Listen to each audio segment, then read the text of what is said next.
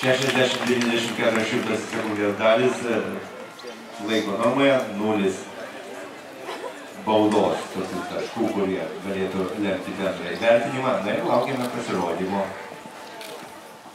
įvertinimo iš teisėjų kolegijos.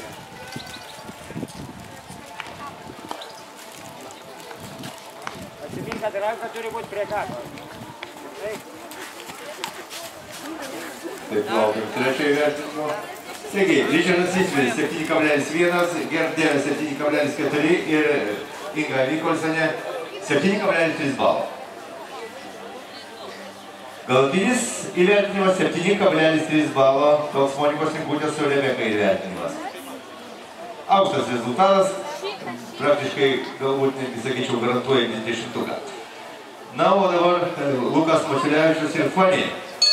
Ruošiasi Lina Krutkevičiūtė su Fausta.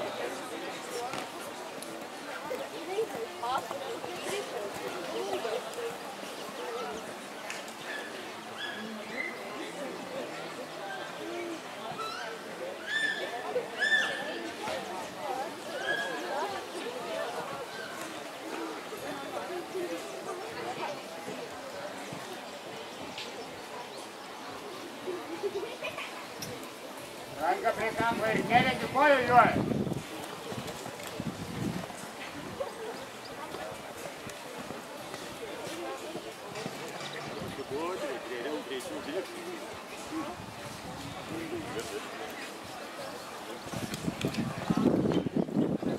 Ranka prie kaklo ir spaus. Spaus.